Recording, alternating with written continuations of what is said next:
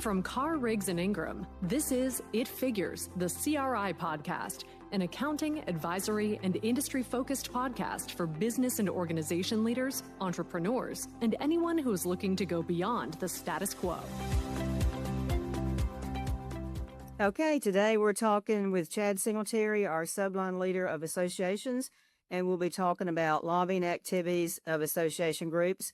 I'm Phyllis Ingram. I'm the partner in the Montgomery office and also the industry line leader over financial institutions and insurance. So we'll start with Chad. And Chad, do you want to give your background and the topic information?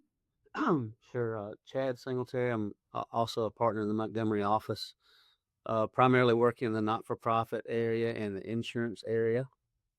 Serve as a subline leader for association groups. And today, Phyllis and I are going to chat a little bit about lobbying and specifically how lobbying activities impact certain not-for-profit groups, specifically association groups. Kind of give you a feel for what they do when they lobby and what they have to deal with and compliance and how it originated and things of that nature. So, Phyllis, if you want to get us started. Okay, good. Well, Chad, when and where do these limitations and disclosure requirements come into play for associations and or PACs?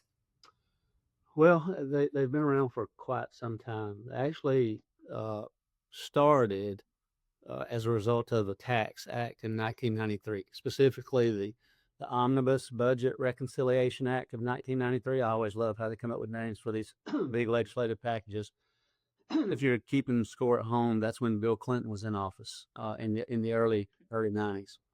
This at the time was billed by Bill Clinton and the Democrats as a big deficit reduction tax package. So they were looking for money.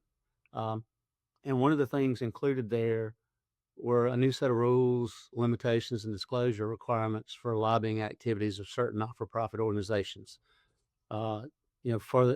I look back at this and it's kind of surprising that for the first time, this act actually made lobbying expenditures not deductible for federal income tax purposes.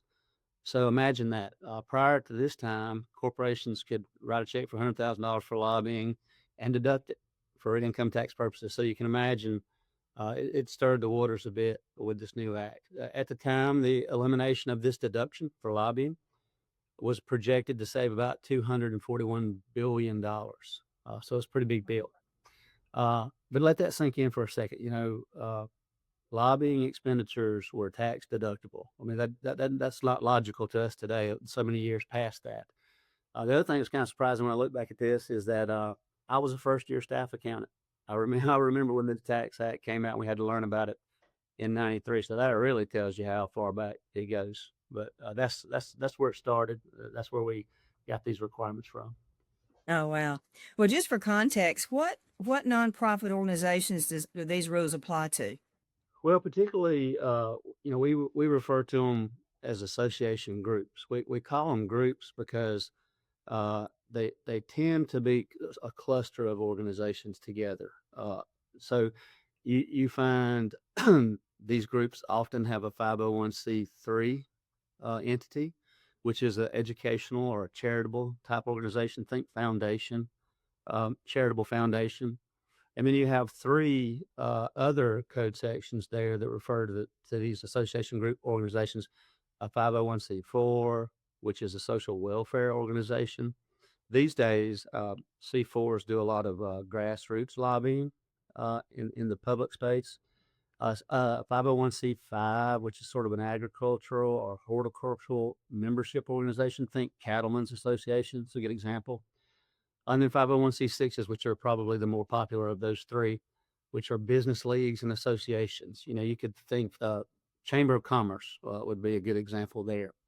But it's a pretty small, there are a lot of not-for-profit groups in the code. These four is what this pertains to specifically. Okay, good. So when we talk about lobbying activities, can you define what that means and what exactly is included in that? That's very important to understand. So the code describes lobbying. I'm going to read this because it's long. It describes lobbying. We don't want to miscite the code, right? Attempting to influence legislation at the federal, state, or local level through a communication with a member or employee of a legislative body, or with a government official or employee who may participate in formulating legislation. Okay, so and then if you do what I do for a living, then through a lot of case law and documentation, you'll find that the IRS really emphasizes that those activities have an intent to influence decision making. So that there's a lot of difference between monitoring or being educated about legislative stuff that's coming through, as opposed to asking someone to vote a particular way or doing something to influence them to act in a certain way. That's the key. Uh, and some examples, a lot of these association groups often have in-house staff that are charged with this responsibility. So their job is to be down at the State House or even up at the federal level in DC to monitor legislation that's being introduced and walk through the legislative process to keep their association membership informed about that, for one thing, but also to meet with those legislators in an attempt to influence them to vote or act in favor, in a way that would help their groups, their association groups. And a lot of so those folks that do that, you're talking about their salaries, you're talking about their benefits, payroll taxes associated with things like that. We also allocate overhead expenses to those type activities, and it can also be third-party expenditures, like hiring a third-party lobbying firm, which is pretty common in this space. So if we allocate salaries, how does that determine? Do the association staff, do they keep their estimates, their time, and it's allocated based on their time, or how does that work? Yeah, great question there. So we'll talk in a couple of seconds about capturing these lobbying expenditure amounts. One of the key ways that we do that in the association environment is that those folks, a lot of folks in association environments, but those folks in particular that work with legislative activities will track their time. So if they work 2,000 hours a year, they may ultimately say, I spent about 100 or 200 hours down at the State House, meeting with legislators, asking them to vote certain ways or trying to influence their decisions. So they essentially, and I don't want to get too far in the weeds here, but we get a percentage of their time allocated to those lobbying activities. So we take their salary, we take their payroll tax, their benefits. There's overhead allocation. Those folks have offices, they have telephones, computers, things of that nature. So there's overhead allocation as well. But ultimately, you arrive at a number for that person or maybe a staff of people for that association group to quantify those expenditures. Oh, great. Well, tracking, those expenses are important, particularly if you have unrelated business income from this.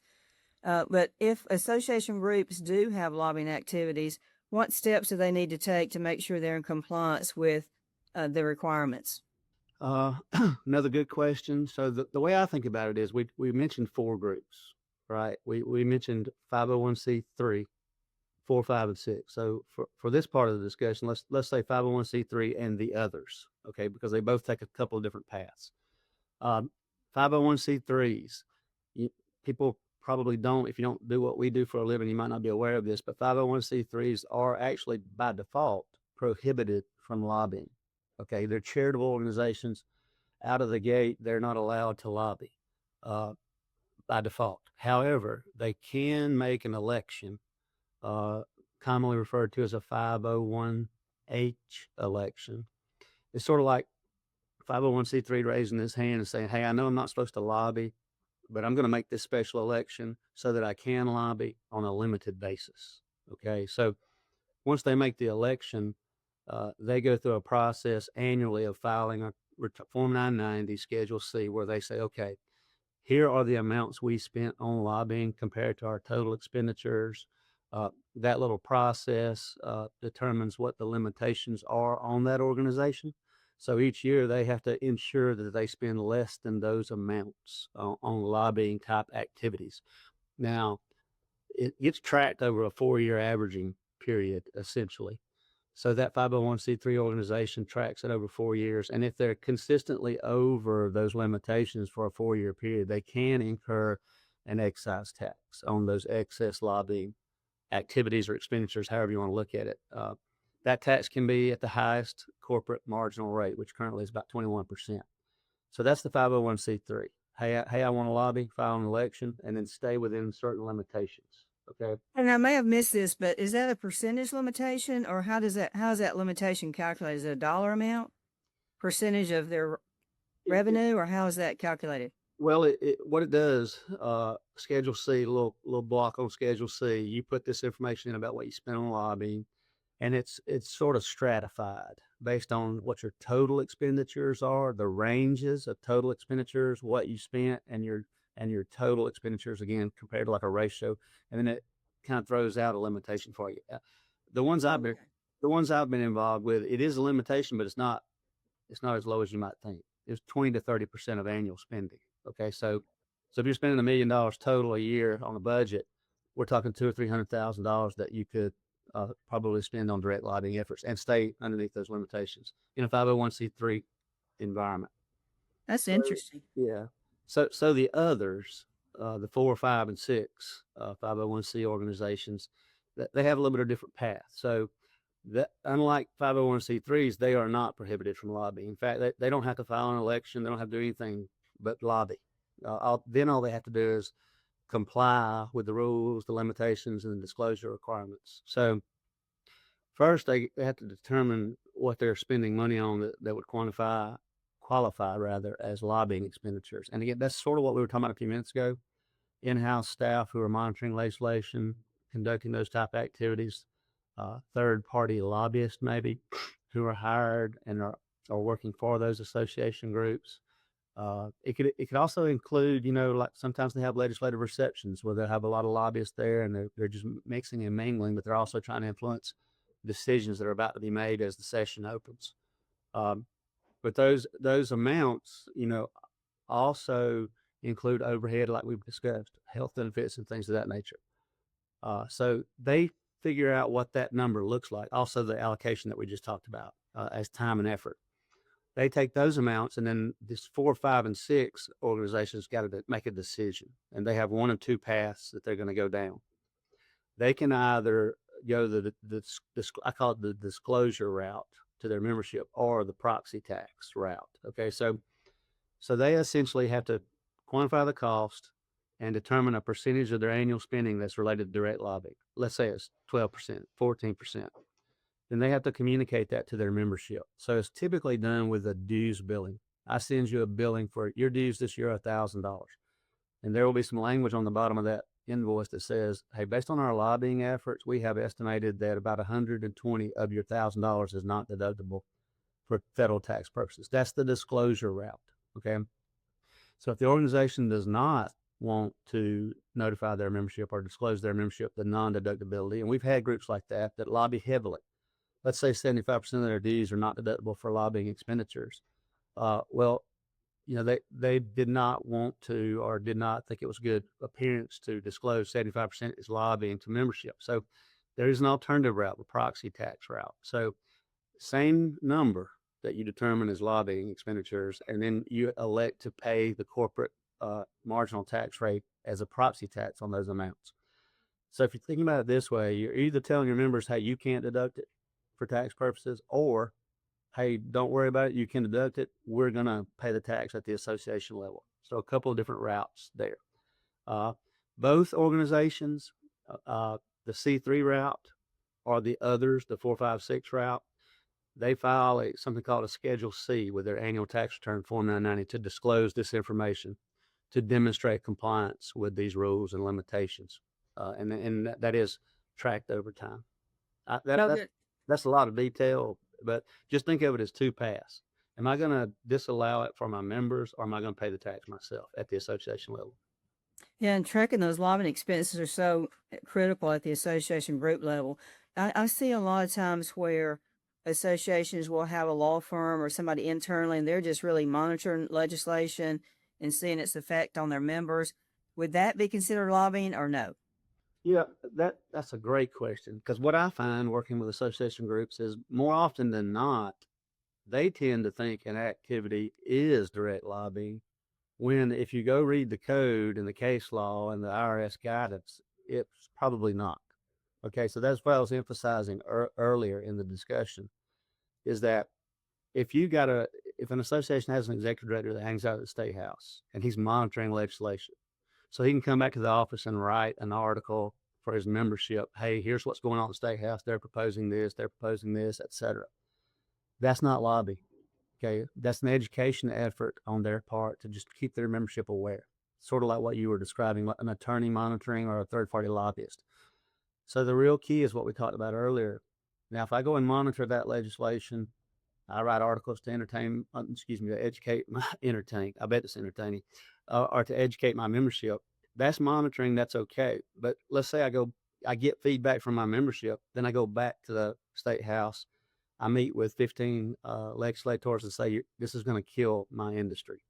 This is going to be very negative for us. We really need you to vote no on this piece of legislation. Then you just crossed the threshold, okay, into direct lobbying. That ask or influence on decision making. And normally, what a lot of the IRS guidance will say is that what do they call it, like forbidden fruit, or refer to as an example. So if that's where you end up asking somebody to vote a particular way, then it sort of captures all that effort, that time and effort and that expenditure. But if all you're doing is monitoring and making people aware, then that would not fall into the categories of direct lobbying. No. Oh, that's very helpful. Are there any exceptions to these rules, Chad? Yeah, there's several. I'll talk about a couple here. First, for the 501c3 organizations, not really. Not really any exceptions. They're either prohibited from lobbying or they make the election and live under the limitations. The others, the 4, 5, and 6 organizations, there's a bunch of exceptions. Actually, there's probably like a dozen. Some of them are very specific and isolated, so I won't go into those. But a couple I'll mention. If you're a small organization and you do a little bit of lobbying, but let's say your lobbying expenditures or effort is $2,000 or less, then it's kind of like a standard deduction. You're out the door. You don't have to comply with any of these requirements. Uh, if you're in a lobbying organization and all of your members pay a very small amount of dues that's indexed for inflation, think teachers union. Okay, they're paying $130, $140 a year. They're not deducting that on their 1040, because we all know the rules associated with deducting on 1040s. They're not getting a deduction. Okay, so that's one of the exceptions. Another one is if you're an association, you're a lobbying group, and you can quantify or calculate that about 90% of your membership is unable to deduct their dues or does not need to deduct their dues, that's also an out. So think about this. If you are an association of municipalities or cities, then you would meet this exception, because most all of your memberships would be cities, towns. They don't have a need to, nor would they want to file tax returns to deduct those lobbying expenditures. Okay, so we call it the 90% exception. That's another good example.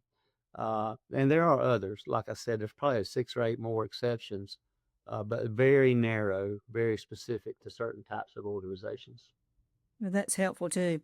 So, what other concerns are there for association groups related to lobbying activities? Well, in working with associations, I always think we've got to comply with the law. We got to know the details. That's true, but I try to keep in mind that these association groups are typically public-facing organizations.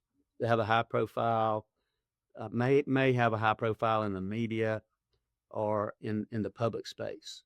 They file a 990, which is required to be made available for public inspection and scrutiny, by the way. So if you're in a political environment and one of your adversaries or somebody's on the other side of the aisle from you, they have access to your Form 990 and your Schedule C and all this information you're filing. So you want to make sure it's accurate and reflects your organization accurately, is what I think about. So there's a little bit of reputational risk, or could be some reputational risk there for the association group if they're not complying with these requirements. And then importantly, failure to comply with these requirements might lead to, endangering your tax-exempt status with the IRS. If you're examined and they find that you're in gross non-compliance with these rules, then you could find yourself sideways with the IRS, which no one wants.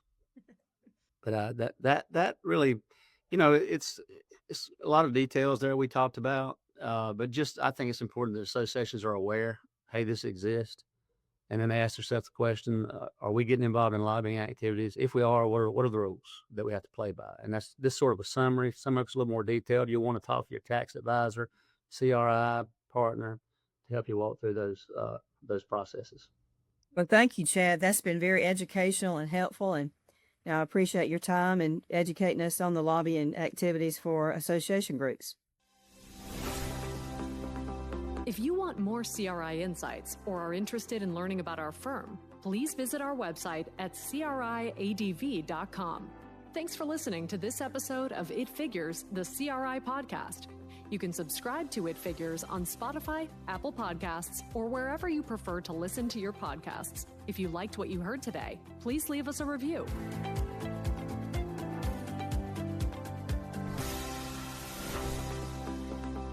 CRI Advisors, LLC is not a CPA firm. Assurance, attest, and audit services provided by Carr, Riggs & Ingram, LLC. Carr, Riggs & Ingram, and CRI are the brand names under which Carr, Riggs & Ingram, LLC, CRI CPA, CRI Advisors, LLC, CRI Advisors or Advisors, and Cape & Krause, LLC, Cape & Krause CPA, and CRI Cape & Krause Advisors, LLC, Cape & Krause Advisors provide professional services.